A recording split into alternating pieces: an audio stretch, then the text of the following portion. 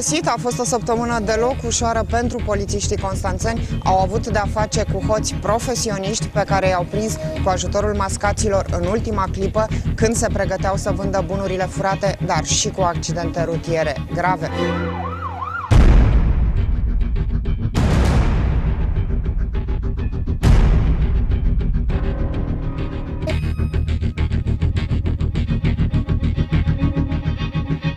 Sunt Olimpia Ceară, iar voi sunteți la Stai, Poliția. Hoți profesioniști care au prădat poate 10 de societăți comerciale din Constanța. Cu asta au avut de-a face polițiștii de la secția 1. Cazul este unul demn de filmele de acțiune, pentru că oamenii legii i-au filat pe suspecți și i-au prins chiar pe drumul care îi ducea către locul unde ar fi urmat să ia bani grei pe bunuri. În misiune au fost implicați și luptătorii Diaz, pentru că era una cu grad ridicat de pericol.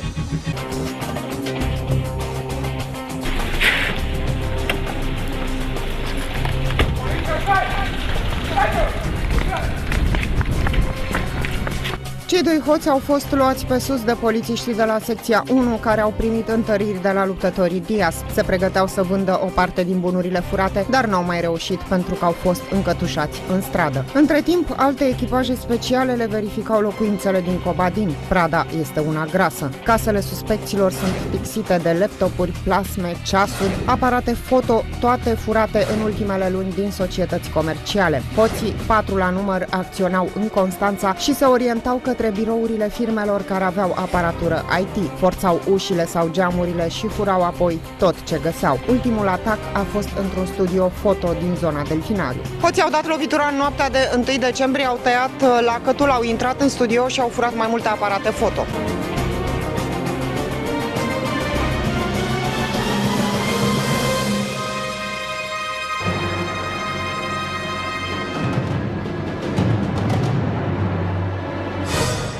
Proprietarul a descoperit furtul în dimineața următoare. A avut un șoc atunci când a observat că îi lipsește aparatură profesională de fotografiat în valoare de 50.000 de lei. Am văzut ușa întredeschisă și cum numai eu puteam să intru acolo, mi-am dat seama că a fost spart. Vecinii n-au fost acasă, n-au auzit nimic. Un vecin nici n-a vrut să-mi dea concursul. Am venit la poliție. Polițiștii de la secția 1 au descoperit în scurt timp cine sunt hoții, pentru că îi filau de ceva vreme, așa că au pornit imediat pe urmele lor. Nu aveau însă probe suficiente, așa că au așteptat aproape 2 săptămâni ca aceștia să le pice în plasă, iar așteptarea a meritat. 13 de persoane au fost supravegheate, o parte din bunuri au fost recuperate ca urmare a unui flagrant făcut la Pretești. Se deplasau cu un autoturism la Brașov pentru a valorifica camera. Proprietarului studioului foto îi vine și acum greu să creadă că și-a recuperat aparatura valoroasă. Din felul în care ne-a povestit totul, se vede cât de fericit este că oamenii legii i-au prins atât de repede pe hoți. Deși unii oameni trebuiau să scrie rapoarte, trebuiau să plece pe nu știu unde, trebuiau să ducă să facă nu știu ce, în clipa aia toți s-au montat și unii fugeau într-o direcție, alții fugeau în altă direcție, încât, credeți-mă, am fost absolut convins că lucrurile vor fi bune și aveam așa mereu, spuneam, bă, să dau telefon, să văd, și zic nu, sunt pe mâini bune și astăzi mi-au dat telefon, acum vreo jumătate, nici n-am știut că sunteți aici.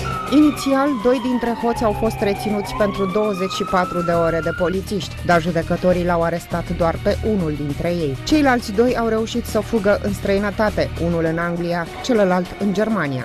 Anchetatorii încearcă acum să-i aducă în țară pe fugari. Este doar o problemă de timp până când vor pune mâna pe ei, pentru că știu cine sunt și unde se ascund.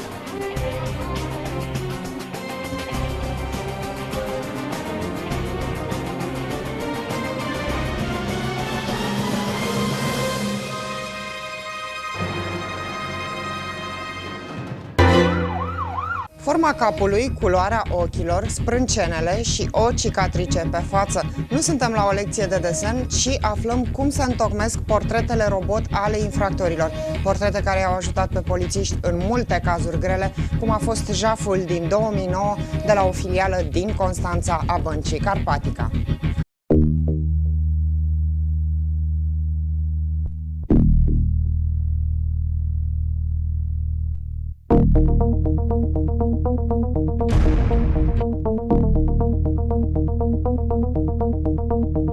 Infractorul a lovit și a fugit. Cum poate fi prins? de multe ori cu ajutorul martorilor sau al victimei. Asta dacă l-au văzut și îl pot descrie. Specialistul poliției în acest domeniu, care întocmește de 10 ani portrete robot, este agentul șef principal Narcis Bejinariu, de la Serviciul Criminalistic. În prima fază selectăm formatul capului, care este foarte important. Continuăm cu frezura, cu părul. De aici, iarăși, avem cel puțin 300 de opțiuni. Găsim cea care este cea mai apropiată de ceea ce a văzut. Micșorăm și distanța dintre nas și linia de inserție a părului. Trece la pasul următor.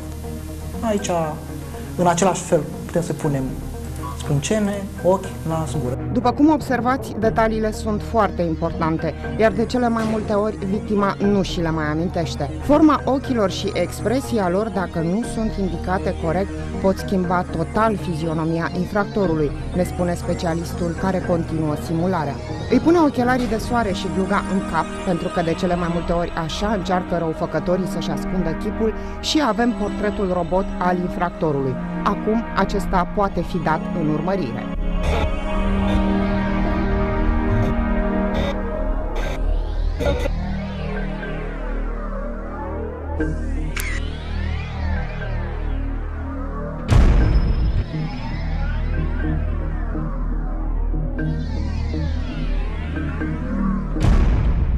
Unul din cele mai grele cazuri rezolvate de polițiști, în care a cântărit foarte mult portretul robot, a fost jaful de la filiala Băncii Carpatica din zona Casa de Cultură. Într-o dimineață de mai 2009, la câteva secunde după deschiderea băncii, 2 indivizi cu cagule au dat buzna în instituție. Unul s-a dus direct la paznic și a pus pistolul în piept, celălalt la casieră și i-a luat 70.000 de lei. În bancă se mai aflau în acel moment 7 salariați și un client, toți încremeniți de frică. Jaful a durat 40 de secunde. Cu ajutorul martorilor, criminaliștii au reușit să încropească portretul robot. Au avut o importanță deosebită, având în vedere că la acel moment autorii încă figurau ca necunoscuți. Colegii noștri de la judiciar au putut să selecteze din multitudinea de persoane care erau suspecte în această cauză persoane care semănau cu portretul robot. Acesta, care, după cum vedeți, are o asemănare destul de mare cu autorul, a fost făcut de către persoane care erau în spatele băncii, la parcare, care au văzut persoanele așteptând. Exact. Deci, exact. Aici, de exemplu, dacă structura osoasă a persoanei și, în general, datele antropometrice, înălțime, greutate, au fost corespunzătoare, dacă uitați la structura feței, vedeți mici deosebiri. Dar, dacă e să ne uităm la forma ochilor, la sprâncene, deci semnalmente care țin de finețe, sunt foarte bine descrise. Comisarul șef Florin Ursa, din cadrul Serviciului Investigații Criminale, își amintește că a fost primul jaf dat la o bancă din Constanța, o premieră nedorită pentru polițiști și tocmai de aceea un caz dificil. Am avut atunci o imagine a unui dintre autori, pentru că unul singur își scosese cagula în momentul părăsirii băncii. Dosarul ăsta a fost, sau a pornit soluționarea lui strict sau exclusiv de la portretul robot în prima fază, pentru că văzând imagini, văzând acele portrete, unul dintre colegi a spus: stai puțin, îl cunosc pe băiatul ăsta. Prima măsură a fost difuzarea lui la toți lucrătorii de poliție. Principal e ca cineva să-ți furnizeze o pistă, o informație, cine ar putea să fie cel din portret.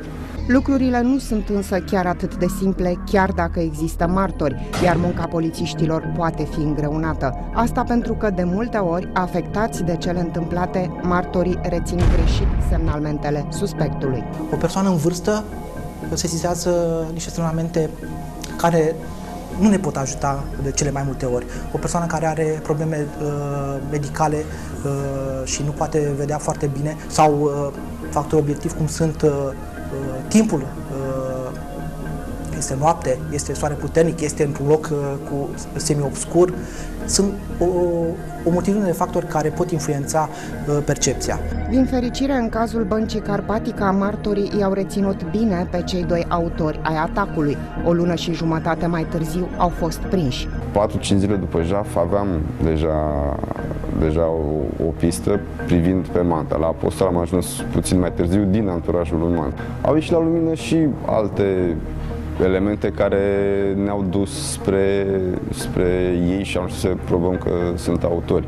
De exemplu, erau clienți ai băncii. Apostol că închiriase mașina cu care au comis fapta, legăturile lor în firmă, legăturile lor cu banca, prezența lor în bancă cu o lună înainte de jaf. A fost ultima tranzacție făcută, datoriile care le aveau. 6, 7 pereți, nu mai rețin exact. Am acoperit toate locațiile posibile pe care le frecventau. Cei doi nu au recunoscut și din câte știu nici la instanță nu au recunoscut. Unde și pedeapsa mare care au primit-o. Comparativ cu jaful de la Intesa, unde autorii au recunoscut și au luat 7 ani, e o diferență, 7-12 e o diferență. Nicușor Manta și Radu Lucian Apostol au fost condamnați la 12 ani de închisoare.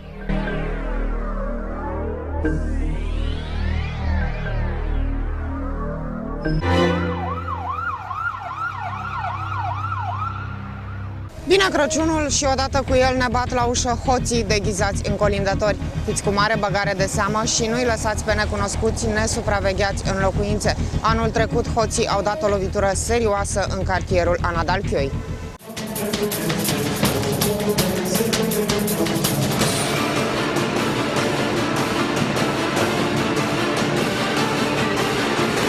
Au spart geamurile și au intrat pe aici.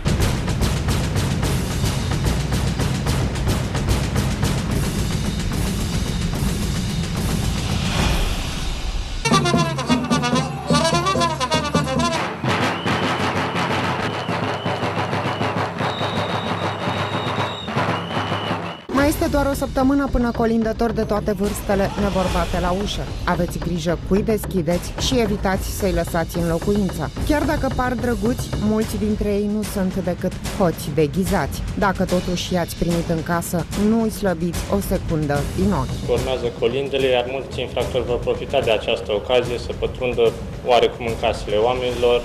Mare grijă să nu fie lăsați nesupravegheați, să nu își lase ușile larg deschise încât aceștia să poată privi în locuință, să poată intra în locuință.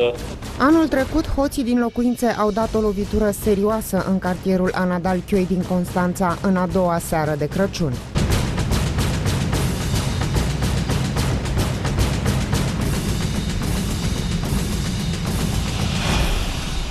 Au forțat cu firul ăsta, n-au putut să desfacă geamurile și au luat de ala, au spart geamurile și au intrat pe aici prin... Și apoi mai departe pe unde Mai departe au răvășit toată casa. Câinele a lătrat. A lătrat și a zis, bă, zic, vecinul ăla de partea, zic, bă, zic, ăștia e pe curte, ei și de-aia latră. Și el exact a lătrat că trebuie să latre. Și ați ieșit atunci? N-am ieșit, păi doar nu ne dă seama. Polițiștii cred că, deghizați în colindători, hoții au intrat în curțile oamenilor și au văzut că nu este nimeni acasă. Vecinii au zărit, dar crezând că au venit cu colindul, nu le-au dat atenție. Au avut atât curaj încât au intrat într-o casă cu proprietarul înăuntru, care din neglijență lăsase ușa descuiată. În total au spart 5 locuințe din care au furat bani, bijuterii și electronice. După câteva luni, polițiștii au prins 13 hoți care au fost arestați, dar nu vă bazați pe acest lucru pentru că răufăcători sunt mult mai mulți.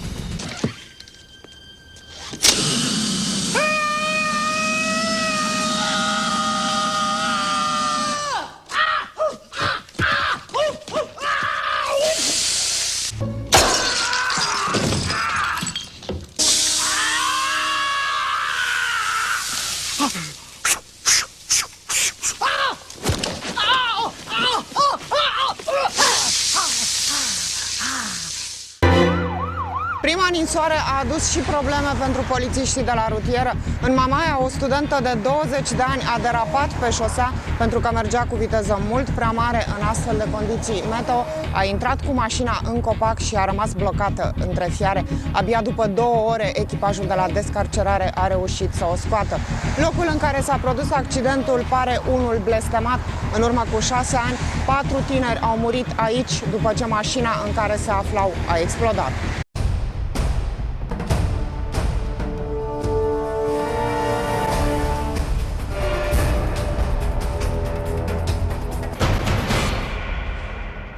Ora 18. În dispeceratul poliției rutiere se primește un apel de urgență. Ce urgență aveți?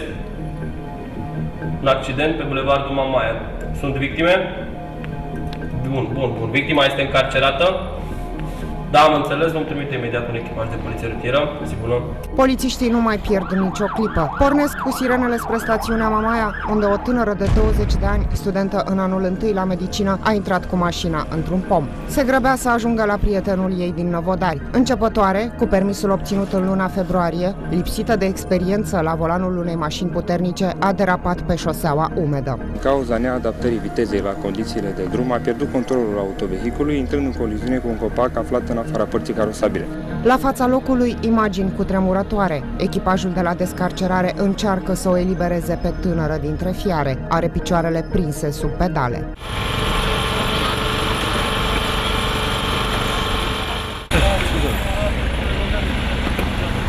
Durerea a devenit de nesuportat, așa că medicii decid să o sedeze pe tânără. Problema este în felul următor, ar trebui să vă ajutați să dorești și noastră lângă ea. Să o încurajați și noi va trebui să forțăm, nu avem altă... Iubitul fetei a ajuns la locul accidentului, încearcă să o îmbărbăteze, mai ales că tânăra nu-și mai simte unul dintre picioare. Te iubește, puiul.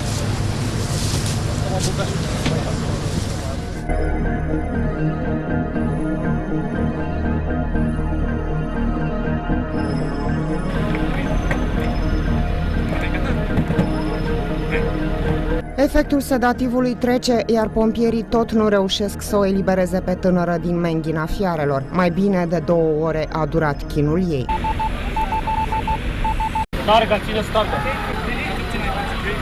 Ambele picioare i-au fost prinse între portiera din stânga și maneta de viteze, deci efectiv au fost presate. Pedalele și pragurile la mașină au venit peste piciorul stâng. Am fost nevoiți să facem multiple manevre de descarcerare și să lucrăm cu sculă de pe 2 mașini de intervenție. Când tânăra a fost în sfârșit scoasă dintre fiarele mașinii, ambulanța a pornit cu sirenele în mare viteză spre spitalul din Constanța.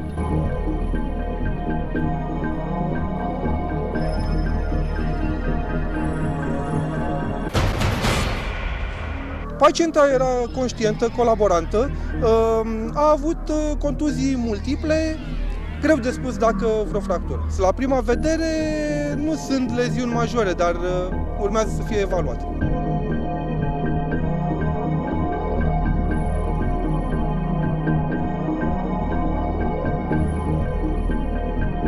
În urma investigațiilor, medicii au stabilit că tânăra șoferiță are o fractură de bazin care, din fericire, nu necesită operație. A avut mare noroc că a scăpat cu atât. Locul accidentului pare blestemat. În 2007, la doar câțiva metri, 3 tineri au murit pe loc după ce mașina în care se aflau s-a izbit de un copac și a explodat. Al 4-lea și-a dat ultima suflare după câteva săptămâni la spital.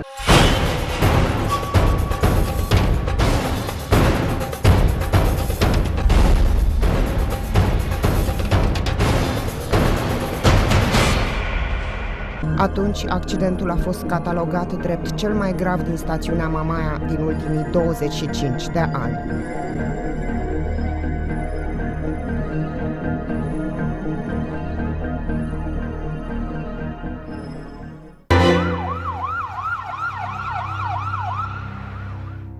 Și-a iubit atât de mult meseria, încât dragostea pentru ea le-a insuflat-o și celor 2 fii ai săi. La Portret de polițist vorbim astăzi despre o familie în care 3 membri au îmbrăcat uniforma oamenilor legii.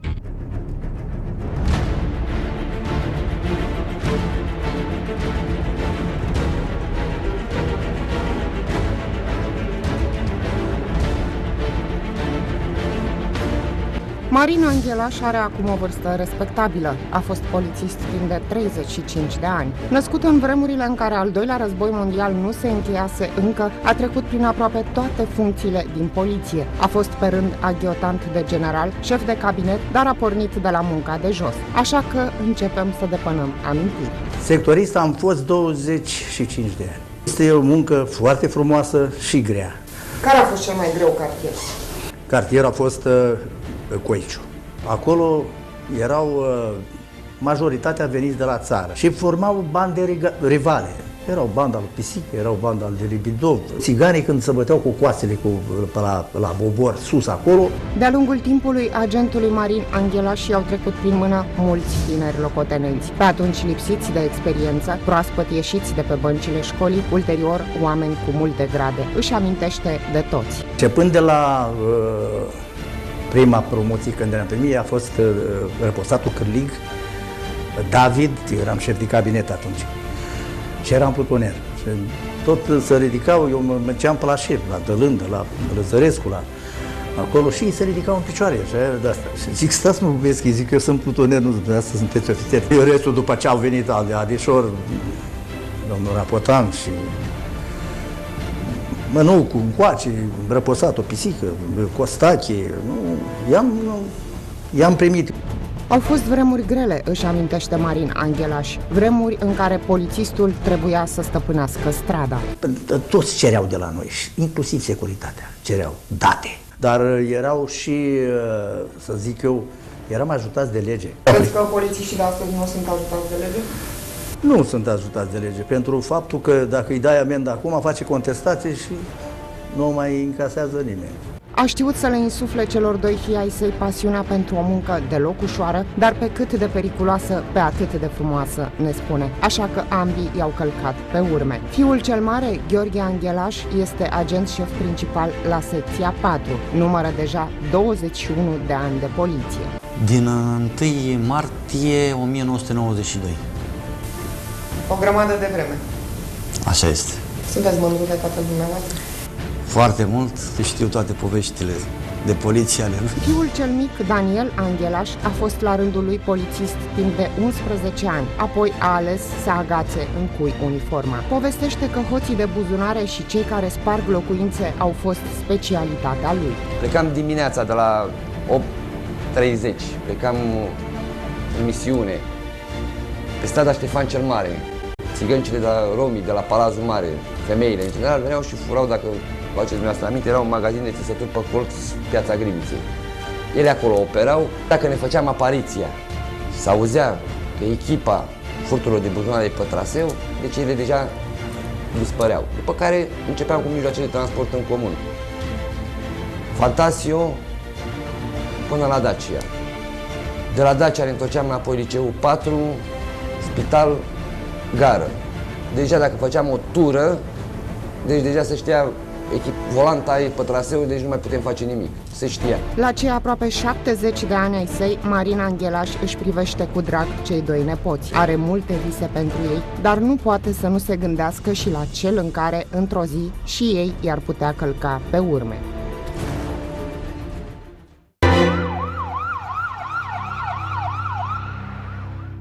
Mirabela Elena Moldovan este căutată de polițiștii constanțeni. Aceștia cred că ar putea fi victima unei rețele de trafic de persoane. În noiembrie 2002 a plecat în Spania pentru a-și găsi un loc de muncă. După o lună și-a sunat mama.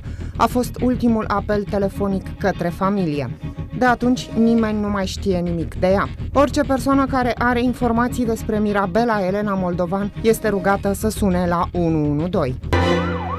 Aceasta a fost ediția de astăzi a emisiunii Stai Poliția. Eu vă dau întâlnire pe 8 ianuarie. Până atunci, fiți în siguranță!